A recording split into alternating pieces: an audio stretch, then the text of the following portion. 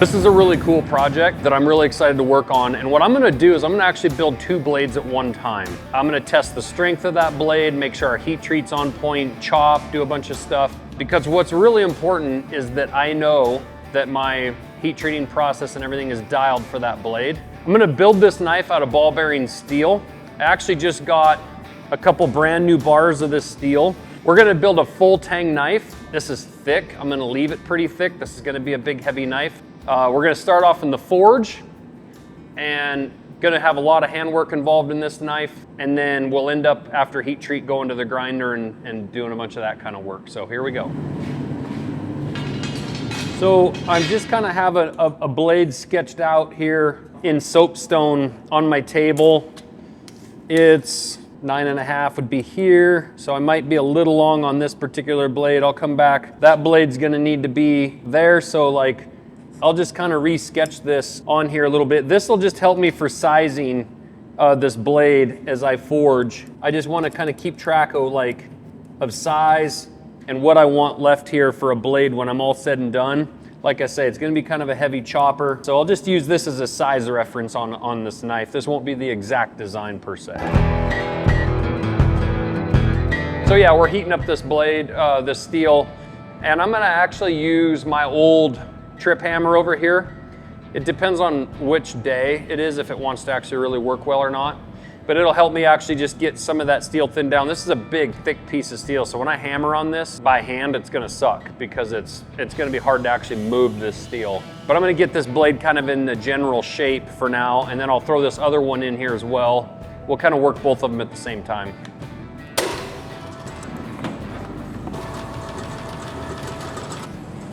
Good and hot.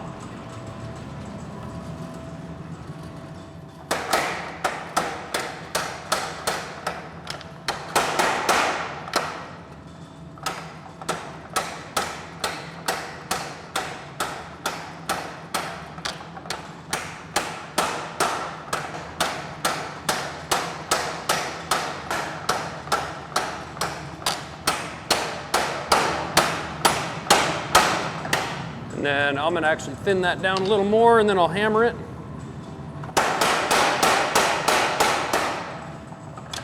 There's rust on my anvil. I've been a CEO of a knife company too long. My kids make fun of me that my hands are soft and I got rust on my anvil. There won't be after this project.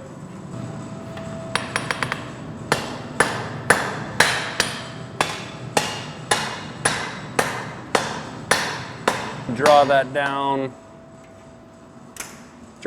in dimension just a little bit from there. If we look at how wide that blade is, I can still go a little ways because this blade's gonna get a lot wider when I forge the edge.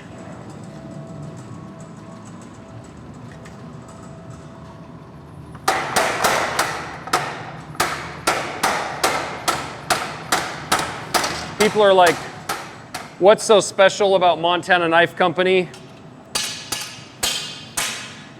and our knives? And part of what separates us is having somebody who actually makes knives behind the scenes. Like the CEO of most companies can't actually make the product that their company makes, where I think that makes us a little bit special. That's what I can do. That's what I do. So I think that's kind of a unique thing that's maybe rare these days. What I've done on this blade is I've actually forged kind of a reverse curve into it. It looks like the edge of this knife will actually be here, but I'm actually gonna force it kind of back up this way. I kind of know where that steel is gonna go. So I pre-distorted a little bit and ran it up. So we'll actually start forging the edge now. I'm gonna take my sweatshirt off because it's gonna get a little warm in here when I do this.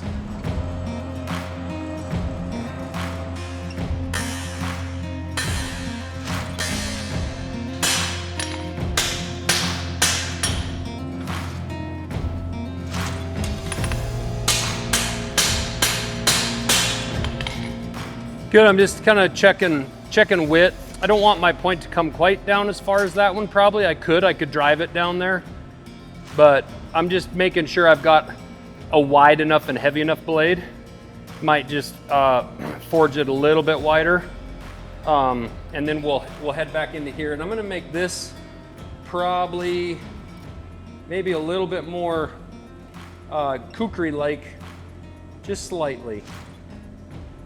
Something like that. Which is why in the beginning I thinned this down, so I end up with a little bit more curve back here.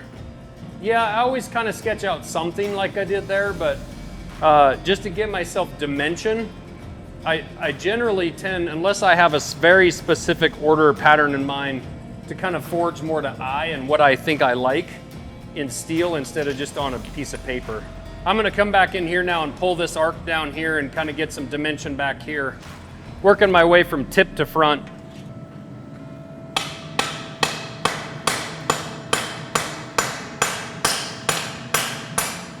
So what I may do from here, I'll forge it down just a little bit more, but then for this test blade, I may chop it off and just forge a quick makeshift handle on it.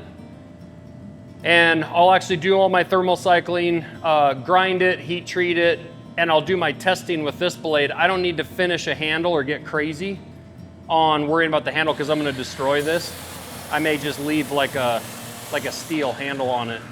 Because all I really care about is the edge, you know, and how tough the blade itself is. I don't care what the handle looks like. So this will work for a test handle. I just put a little curve in it. I'm not gonna spend a ton of time heating and reheating the steel just to forge a handle on it. I'm just gonna grind a quick handle on it, maybe throw some G10 on it, but we're gonna ultimately probably bend and break this blade, so I'm not gonna spend a hell of a time on the handle itself here. Tip falls in there. I think we're pretty good on this one.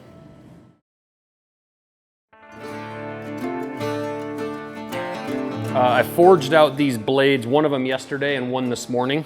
I'm running them kind of concurrently. They're pretty much the same blade, couple of small adjustments.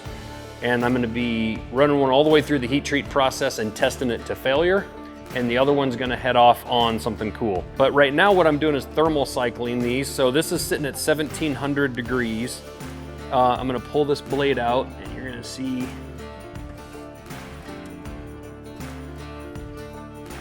what we look like here. And so this blade I forged to shape and then just kind of went and knocked the general shape in on it. And then I will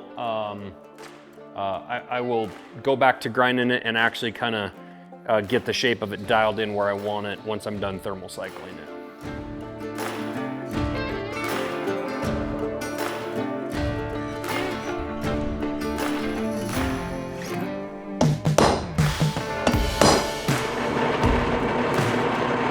All right, so just got a couple holes drilled here in the handle. I've gotten this blade rough ground. As you can see, it's thick. The edge is thick right now. This is ready for heat treat. I just got a mill. I'm gonna mill in a couple pockets in here for skeletonizing, just to take some weight out of this handle. And then we'll actually be ready for heat treat. This is the other blade. I just surface ground it this morning. This blade I ground this morning. This blade is surface ground. As you can see, it's forged. So now I'm gonna go grind this blade down and make it match this. So this blade looked like this morning, but I'm gonna get this blade to kind of match this one, and then I'll use this as the test blade for the performance test, but I need to get it to the same state as this with holes drilled in it. And that way we can actually perform a like test. This is a Dicom layout fluid. It's just to help me scribe a center line on my edge. That way I can kind of know that I'm staying centered as I grind. Close there. And then I'll scribe a center line on the spine and on the edge.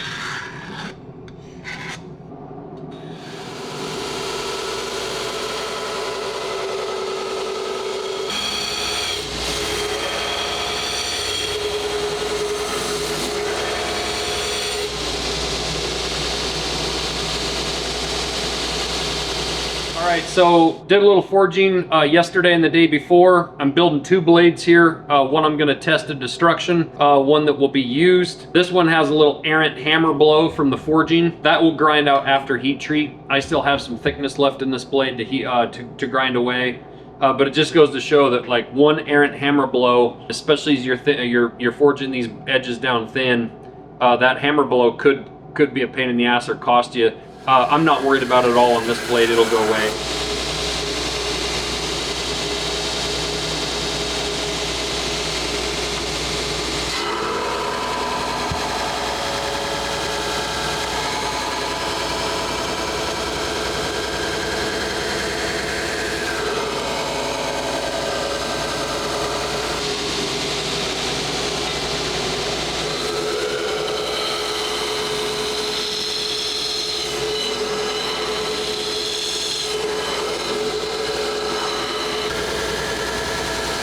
All right, so this is the test blade.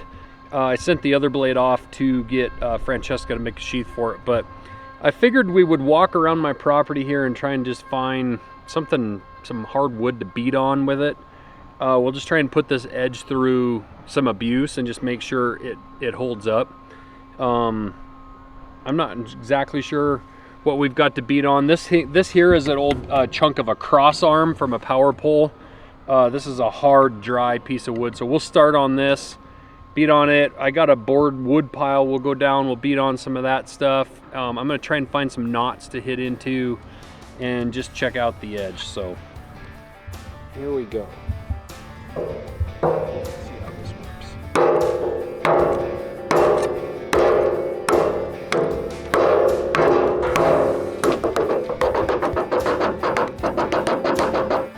Yeah, that baby's still smoking sharp.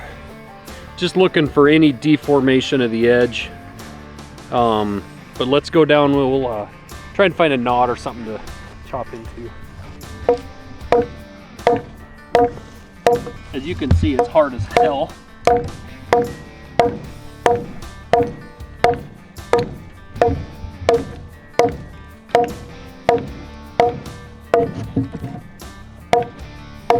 So right here, it's just bouncing off of this knot. Over there, it sticks way in. So you can see how hard.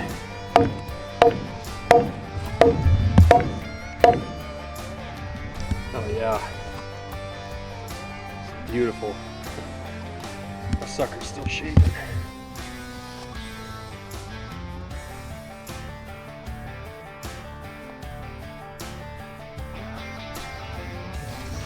On it.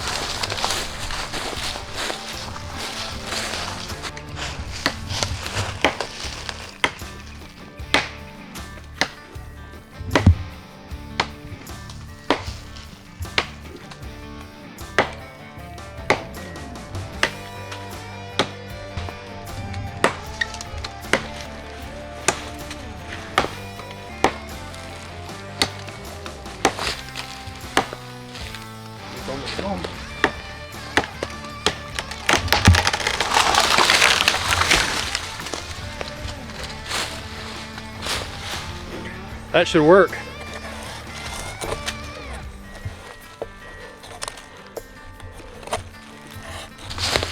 Ready? Yeah. Oh.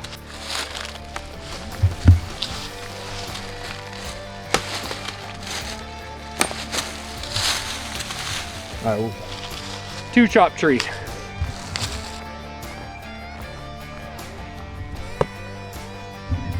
Right in the vitals. 2 big trees in just a few minutes. Some chopping on some boards up there, chopping right into a knot on a full tree fence post. Still sharp. No edge damage. I think we're good to go.